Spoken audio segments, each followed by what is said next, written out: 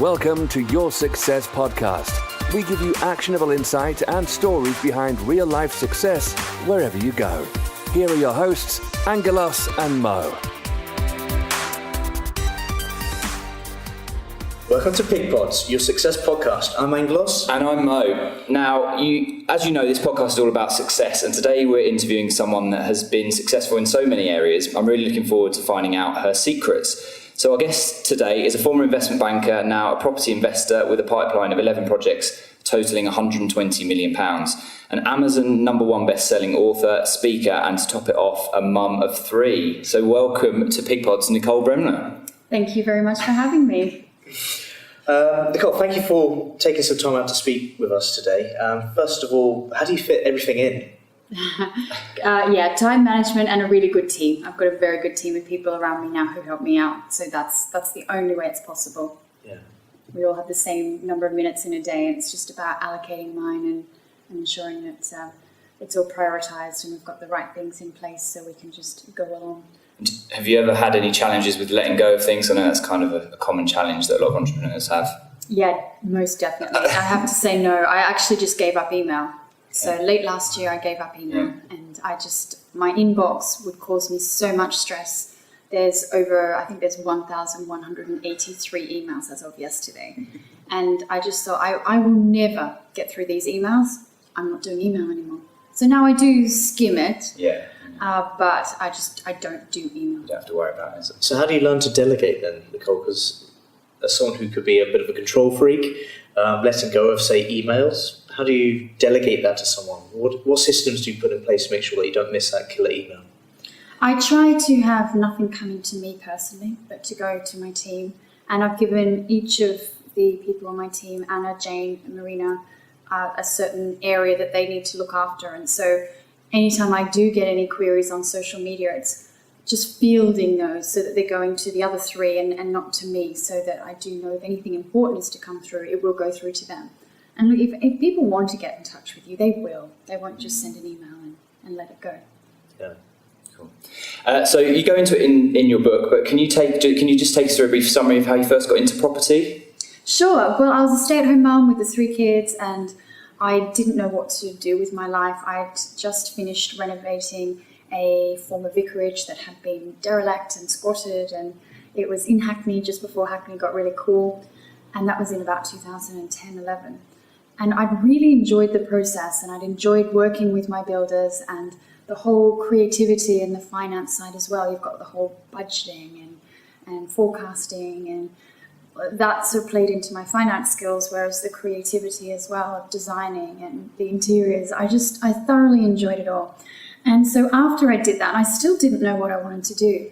And I sat down with my partner and said, look, I'm so bored. I've tried all these different things and nothing. I enjoy them. I enjoy crocheting and knitting and cooking and photography and blogging and cupcakes, all these other things, but nothing is making me any money at all. What do you think I should do? And he said, well, the property. You thoroughly enjoyed the property, so why not look at that as an option? And that's when I started doing some research, and by late 2011, I decided that that's definitely what I wanted to do. So just for people at home listening, if you may hear some drilling and banging, we're actually in one of Nicole's multi-million-pound developments as we speak, and I've got to say, it looks amazing with some customised, unique lights, and it's just top-end stuff. So not everyone's going to start off with a project this kind of size, Nicole. What did you learn from that project that small investors and developers could take away and use in their own careers? Yeah, look, I do get some criticism, and I've always been very open about the fact that, yes, I started with £1 million, and I know not everyone has £1 million to start with. But what I'm more interested in demonstrating is not the fact that I started with £1 million and made it into X million. It's the fact that I took any number and grew it into that amount. So even if you're starting with 10,000 or 100,000, whatever it is, you can grow that in the same way, probably not the same way actually now with the way that the property market is. You think about how it was in 2012. Anyone was making money.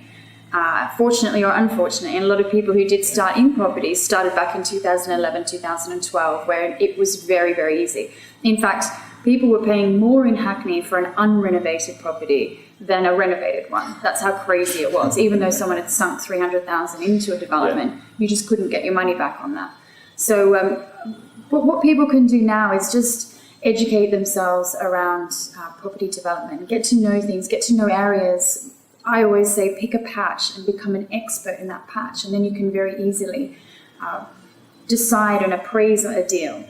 Whereas if you're spreading yourself too thinly and looking at every area, how can you be an expert on every area? It takes you ages to appraise that. You mentioned in the book that you sort of without knowing, you kind of knew every property that was for sale in your local area where you lived anyway. Was it all in Hackney? That's right, in Hackney, in East 8, where I started, E8. I just got to know all those streets because I was so interested in.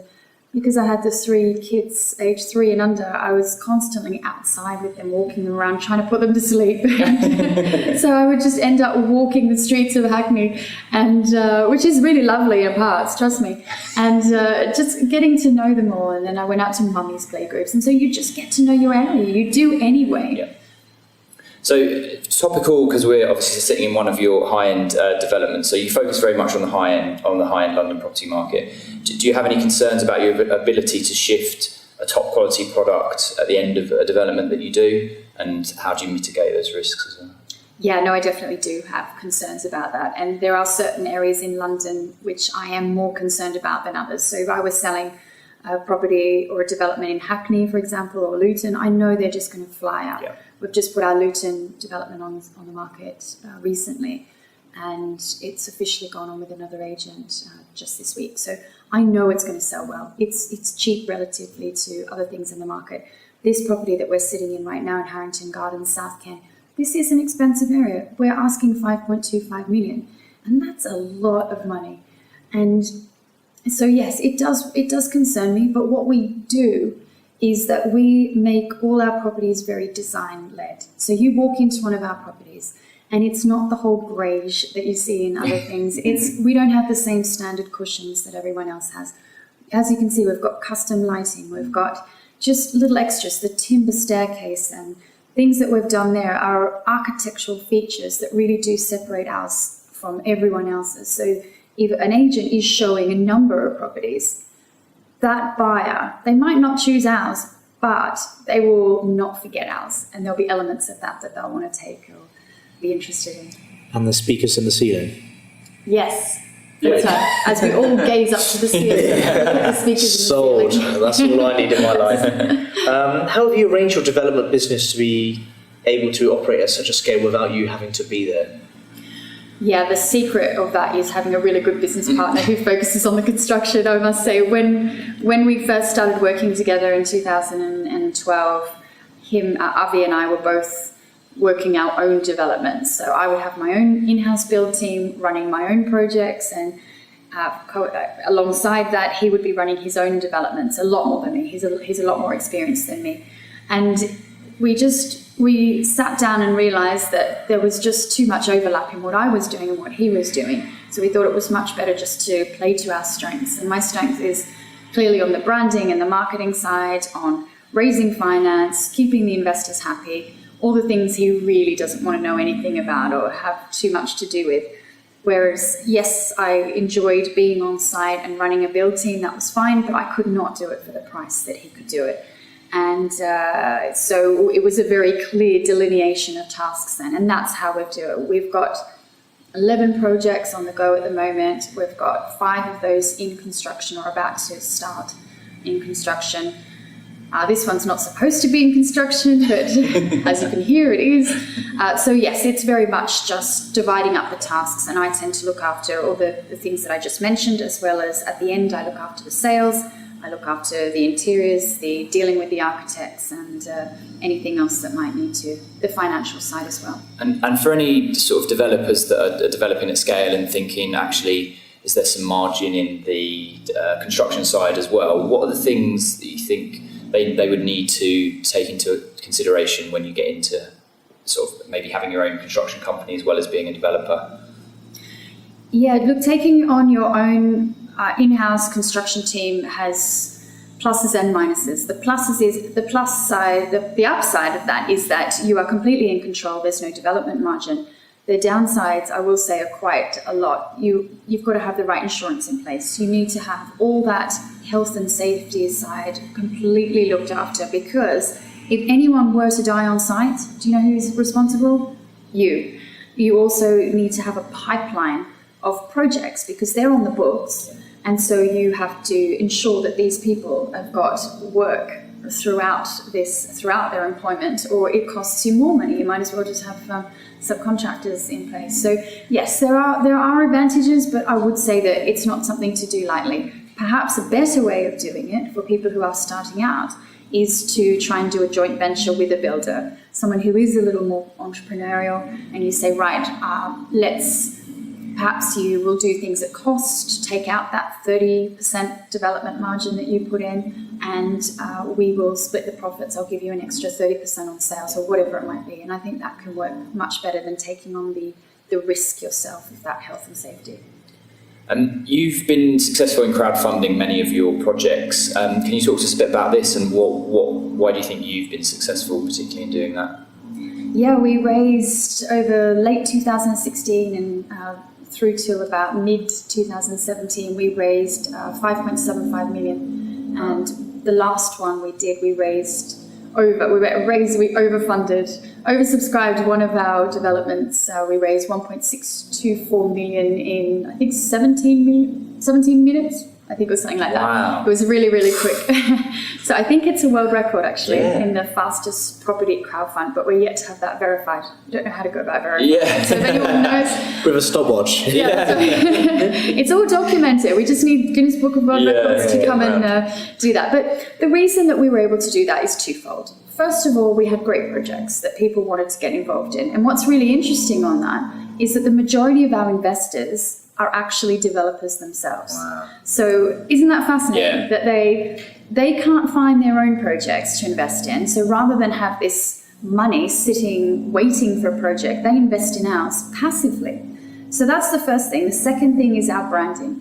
And people know us, they trust us. And as you know, in marketing, there's that whole 7, the theory of 7, where if you've touched a brand 7 times, you trust that brand enough to transact with it. So people have seen us across all the various platforms. They've watched our videos, heard our podcasts, heard us being interviewed, and they've touched us 7 times. They then trust us enough to transact with us. So, and then I guess there's 2 parts to that in terms of the marketing of what you're doing, but also actually doing enough stuff to be able to talk about. Because you could go out and have a podcast, and you can go and be on social media a lot, but if you're not doing the deals and got the track record, you've not got the credibility there as well. Exactly, and that's where having a very experienced business partner comes into play, because he's in his 50s, or I don't think you'll mind me saying that, and he's very experienced. He's been doing this for 30 years. He's got some great results. It's just he doesn't do the property industry, so no one's ever heard of him. He has come along and spoken at a couple of things, and he rings me after and says, "That was so much fun." Right, wow. So he has really enjoyed it. So I might get him along to my quorum group and get him to talk. I think I'll create a monster if I do that. He's going to love it. You've also invested in bamboo auctions. Yes. Can you tell us a little bit about what it is and how it's different from your usual auction? Yeah, so bamboo is something that I invested in late in 2017, and it's something that I feel very strongly about. Being Australian, we have auctions. I believe about 40% of our property sales are done via auction, whereas in this country, when you think of an auction, you think of distressed property. In Australia, it'll be a sunny Saturday and everyone will pull up on the veranda of this house, and the auctioneer will start the auction, as we say. And that's just what you do. Yeah. And I remember very fondly going along with my family to auctions and watching those unfold just for interest. And so it's just the norm there. So actually, just to backtrack a bit, the reason that Robin Mathor of Bamboo started talking is the interesting statistic is that when on their platform, about 50% of their buyers are female. Whereas if you go into an auction room, you're lucky to even see a single woman bidding alone. She might be there with her partner and bidding with him, but on her own, she's not there. So women clearly feel more comfortable bidding on a less masculine, dare I say it, site where they are anonymous than they do in a room. So that's one trend that he had noticed and that we were discussing. And I just really feel that there is such a growth within this market. Perhaps as the economic climate changes and there are more distressed properties out there, there will be an increase in auctions. Unfortunately, this is something that can benefit from that. But what I'm most excited about is the Duomo, which is our new homes marketplace, which is leveraging from that technology, the auction technology. And although this is not an auction, it's a marketplace for new homes. And at the moment in the UK, there really is no way of creating tension in the new homes market. So at the moment with the new homes, as you know, if you're selling a new build development, you'll have your 2 beds at say, 500, your 1 beds at 250, and it really is the first person to come through the estate agent's door with a check for the reservation deposit of 2,000 gets that flat. And what we found after our Graham Road Hackney site is that 2 of them fell through, and people were calling us saying, we didn't realize that these had fallen through. We didn't realize that we could have had the opportunity to buy these. We really wanted to buy them. We were prepared to pay more than the offer you accepted. And there was just no way to group all these people together and allow them to place their best offers, which would then maximize GDV for the developer, and it would also create a fairer marketplace for people who are buying. So we're trialing that with our Luton development, and it'll be very interesting to see how that works for us.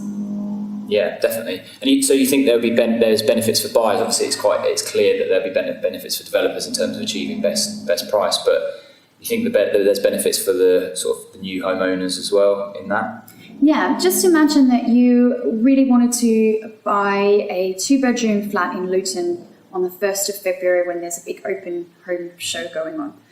But for some reason, the train line had broken down or whatever it is, leaves on track. And you're hard at the to end. believe in this country, obviously. Exactly.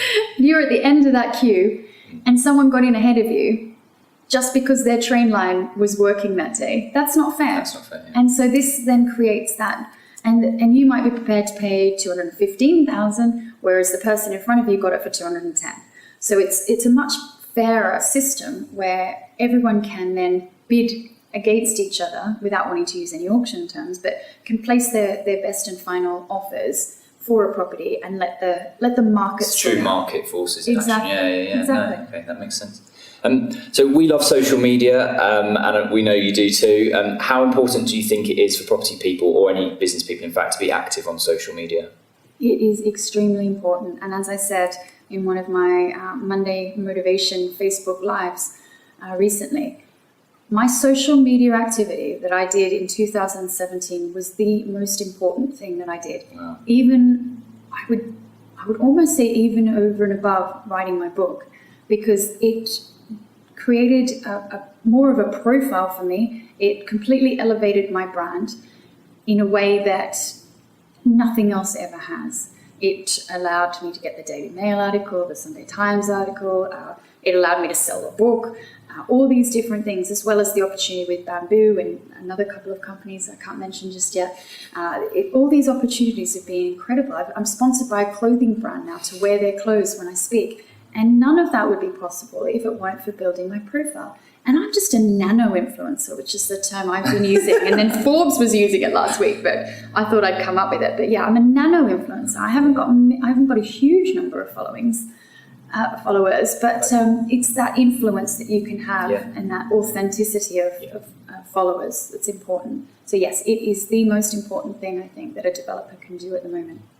Cool. So what are your 5 best tips then for conquering social media and getting your name or your business name out there? Okay, that's completely caught me off guard on that one. So I'm just going to say some things. So first of all is build up your personal brand rather than your company. And so if you build your personal one, your company brand will then follow. That would be my first tip. The second one is actually the title of my next book, which is Be Prolific, Not Perfect. And just get out there and do it. Don't worry that it's not perfectly polished. Look, we're doing a podcast with drilling in the background, and that's fine. Don't worry about that. Just get out there and do it. It's like a muscle. The more you flex it, the easier this is going to get. And at first you cringe when you post your first thing and wonder if anyone's going to be watching it. Just do it. So that's 2. Number 3 is to just don't feel that you have to conquer every single platform. Just choose one at a time. So in December 2016, I decided to focus on Twitter. And all I did for, I think, 2 or 3 months was just focus on Twitter and just practiced getting my authentic voice out there on Twitter. And then I focused on the next one and the next one, the next one. The final one we're doing now is YouTube. That was something that we really overlooked as part of the strategy. So yes, just pick a platform, master that, then move on to the next one. So that's 3. Number 4 would be to collaborate with other people. Try and find other people who might want you to guest podcast, guest blog, or just try and find ways to work with people, because that's the beauty of property again, is that even though we're all developers or investors, we all work together, because you never know when these opportunities might arise. And then the last, and probably one of the most important, is that social media is just that. It's social. You must engage. And there's no point putting up a picture and then asking people to comment if you don't reply to them. Just start a dialogue with them, answer their questions with questions, and that stimulates a whole conversation. It's all about engagement and conversation. Fantastic. That's awesome. Great tips there. Yeah. We need to go and make sure we've replied to everyone on our Big Pods page. So you're now involved in Quorum. Can you tell us a little bit about what Quorum is, what your club is, and why have you got involved in it? Yeah, Matt Siddell and I have known each other for a couple of years now. We actually used to have a 5 o'clock accountability call every Friday, and we used to read each other no matter where we were, pub, most often on a Friday afternoon, and just go, hey, how was your week? Quickly, tell me what you were doing. And we'd just do this really quick update with each other. And so when he started Quorum, I was very flattered and honoured that he came and asked me to be on the advisory board, and then to also run my own forum. My own Quorum forum. So mine is called the Devonshire, and it will be at the Devonshire Club, and it will be focused on developments sort of upwards of 2 million. So I'm very excited about it, because it really is a way for a group of 40 people to completely leverage off each other's experience, network, just knowledge. And whenever anyone gets together, they go, hey, you should speak to this person, because I think they'd be really good for you to meet, and I think they can help you in this way. That is what Quorum's all about. It's about being really authentic and honesty. There's all these values that Matt's brought up, and I really think it's a great way to not just mastermind, but really leverage off each other's experience. And I understand now that there's groups already from Matt's forum where they're already going off and doing some developments and schemes together, which is the whole idea. Yeah. And it can be quite lonely being an entrepreneur or being in property, so I think that's a really nice benefit of it as well. And on top of all of that, you're a #1 best-selling author on Amazon with your book Bricking It, which is a really cool name, by the way, which we've both read and really enjoyed. What inspired you to write a book? Yeah, it was. It's so funny. I got my first royalty check this week, and I tell you what, writing a book does not make you rich. Let's just say it was a very small amount. I had to laugh. But anyway, what inspired me was not the money. I was at a property investment, a meetup. I think it was at Elsie's, Women in Property, actually. And I just told my story in front of all these women, and I had a great response. It was lovely. And this woman came up to me and said, why don't you write your story? It's really interesting. And I said, yeah, I've thought of writing this how-to book in property. And she actually said to me, she went, yawn. Yeah.